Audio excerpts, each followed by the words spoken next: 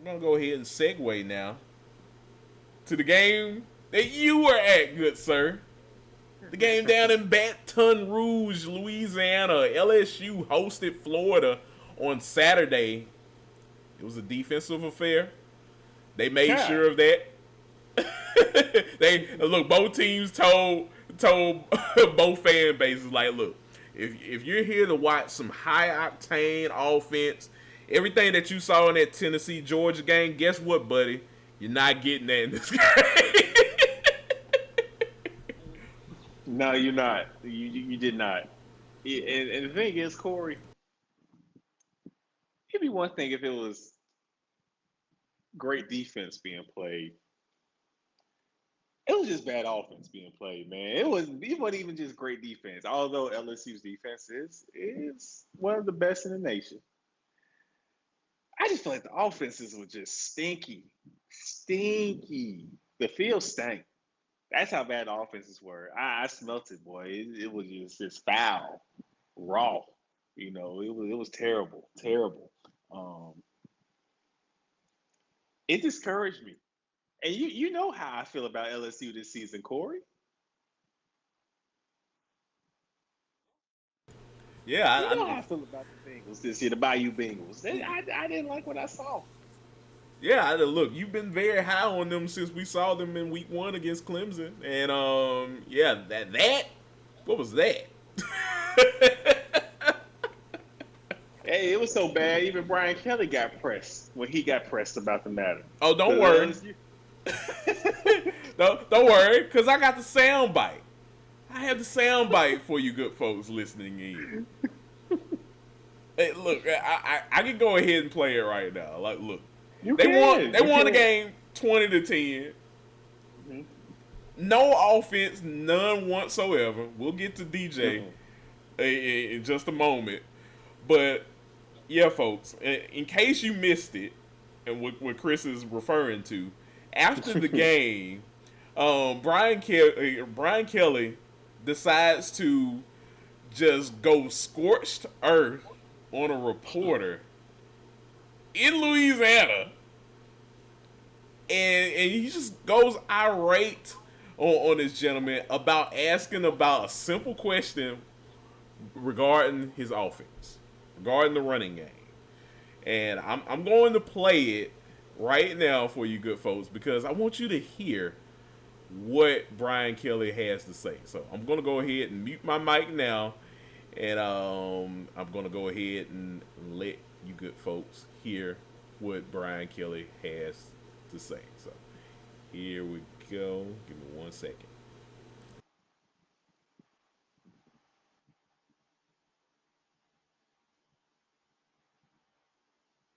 Brian in the back, I know you love these immediate post-game sessions, but what are you seeing with your offense? Stop. Really? Is that the first question?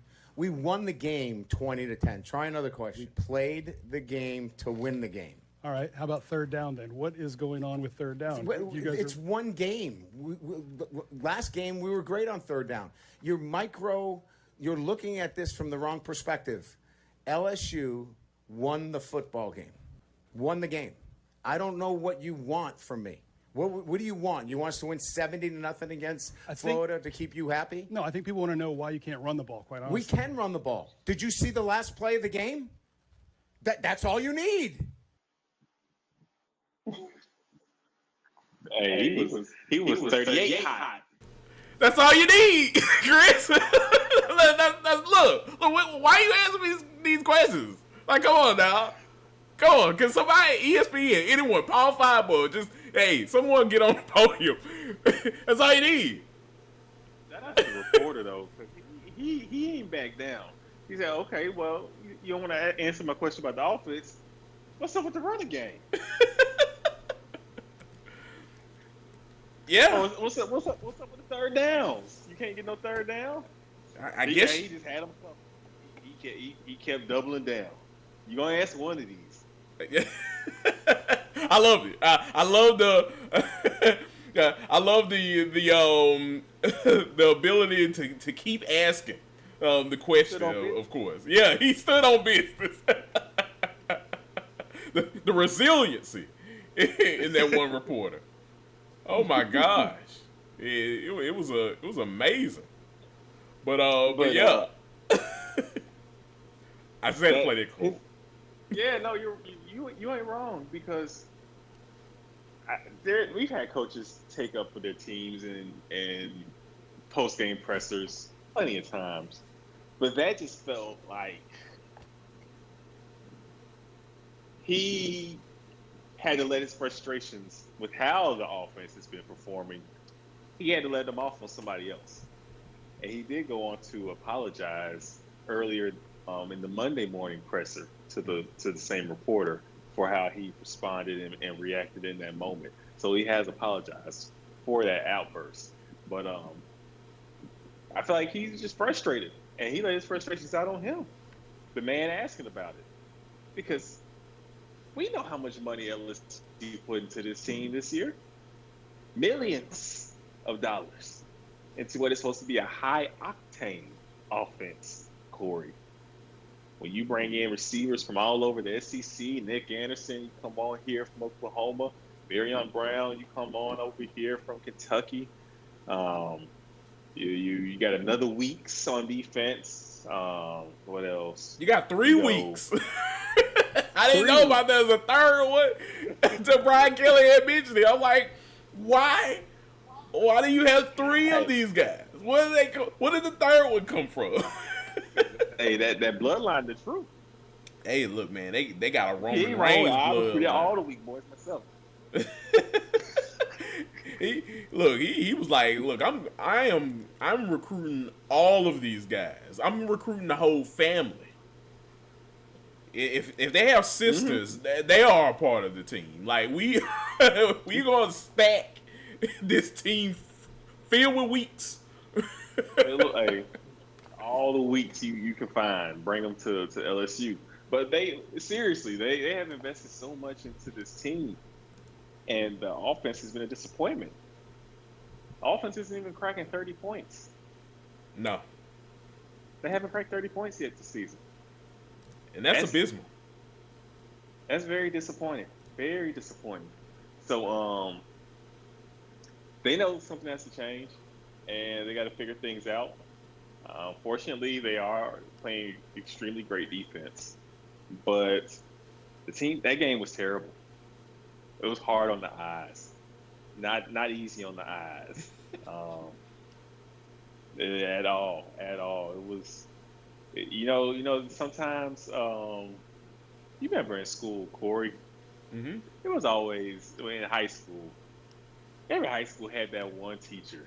You didn't mind going to her class. You might not care for the subject matter, but when she was teaching you the subject matter, for some reason you could digest it because she made it very easily digestible because she was easy on the eyes.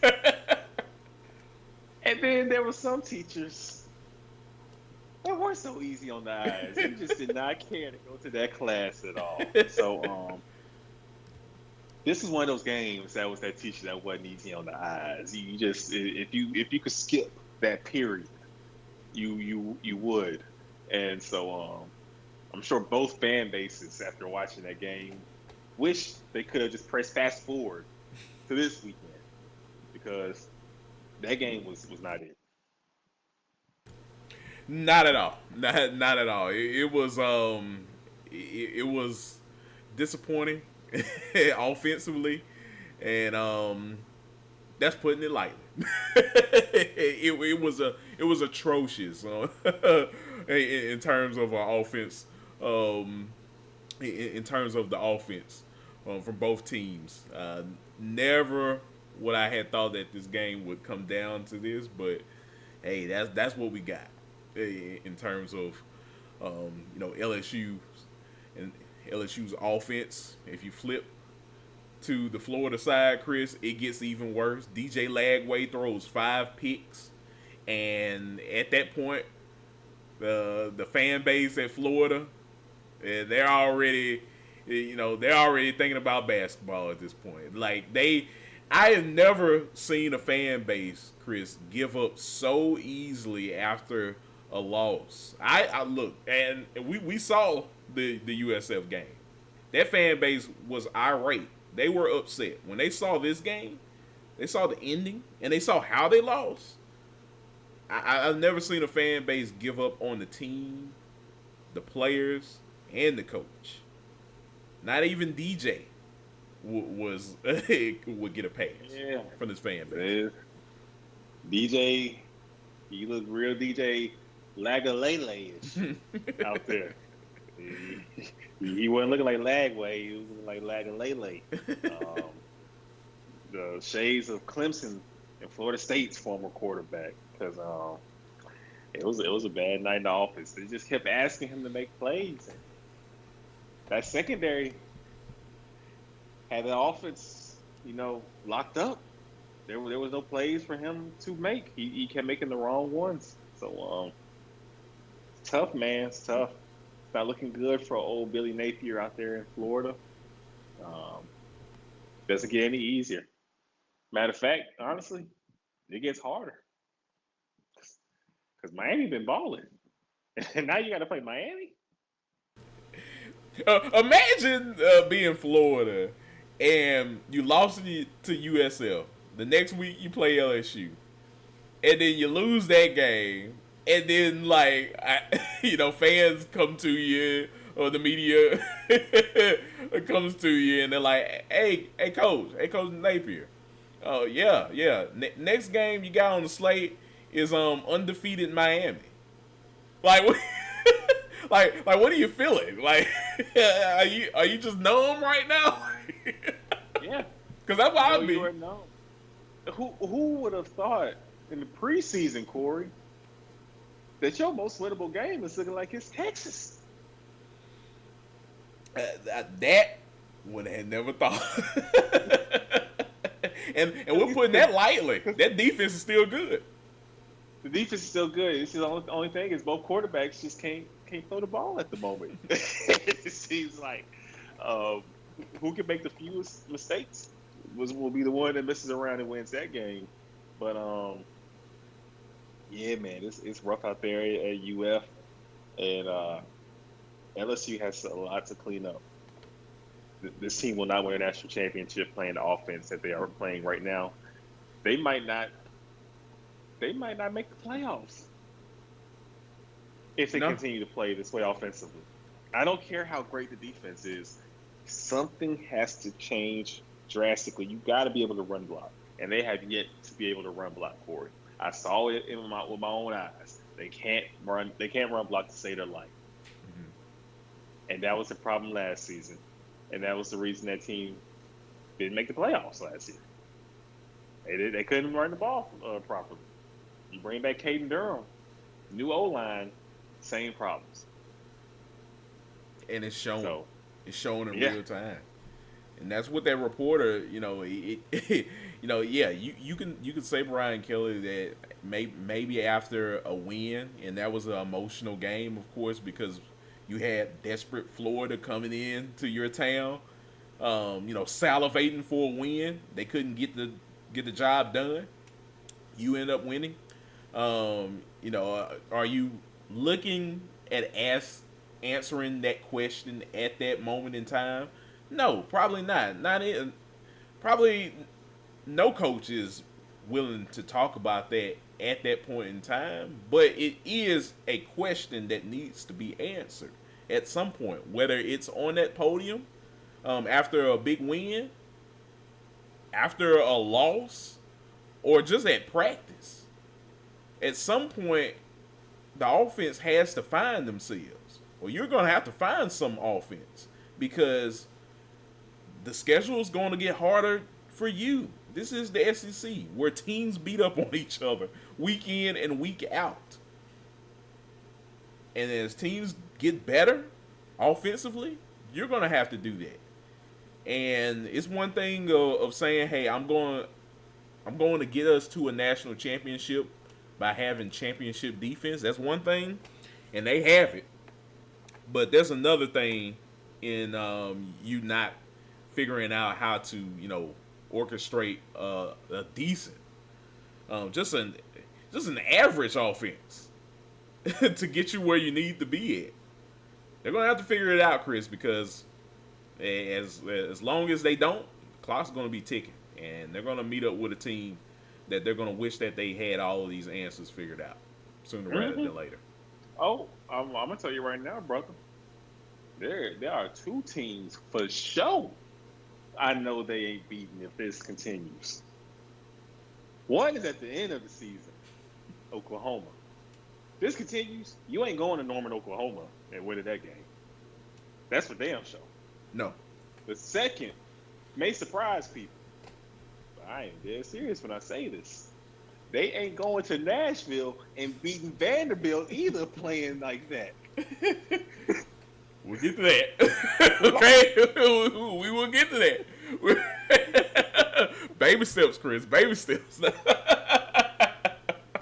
they got to get right, man. They got to get right because there's some teams in the SEC that are waiting for the opportunity. And they will definitely make LSU pay for how they are playing football at the moment. So get it together, Brian Kelly, while you can, because the heat's about to crank up, even in a couple of weeks. You got to go to Ole Miss. Look, the hits just keep on hitting, you know. and the way they look with the backup didn't look too bad. No. They might not have to roll Austin Simmons out there. They may have found their new guy under center. So hey, look, something needs to change because, man, you can't keep living like this. if you're LSU, you can't keep living like that if you're Florida. And I think we already figured out, Florida's situation. So. Oh yeah, Florida situation will come to an end very soon, Kory. You know where I'm going with that. Yeah, I know. You know where I'm going. Gotta.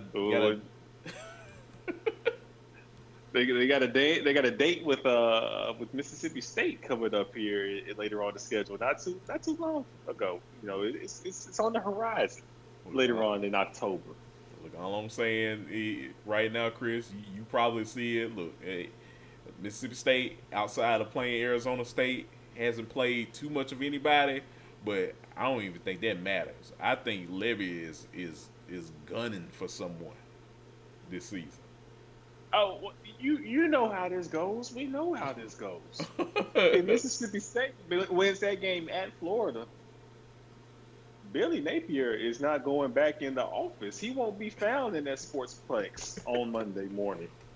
He is getting fired before he goes home Saturday night. You don't lose to Mississippi State at the University of Florida and keep your job when you already on the hot seat. Oh, that man getting fired after that game. You can go ahead and book that now. Unfortunately, yeah. I don't see a great escape route if you're Billy Napier at that point of the season. You lose to a team that didn't win no SEC game last season. Only 2 games that they won in total. It's I don't probably care what kind sayonara. of year Mississippi State is having either. It's the fact that it's the MSU. Yeah, you can't lose to Mississippi State. That's just as much as that, and that's our school. But we know how the game goes. Everybody look at us like, man, that's Mississippi State. Yeah. You can't do that. you just can't do that. I mean, look at Ole Miss. Ole Miss's head coaches get the axe right after a game like that. So, it's gonna get interesting by that time we get to that point of the season, Chris, and we will be here talking about it. Oh yeah, we'll break it down. Absolutely on the Breakdown Sportscast. So tune in, folks. Tune in. Oh man, but yeah, Chris. Definitely a defensive affair. Wasn't filled with any offense at all. To wake people up, and we will see what happens as the season progresses with LSU, and the clock is ticking on Billy Napier.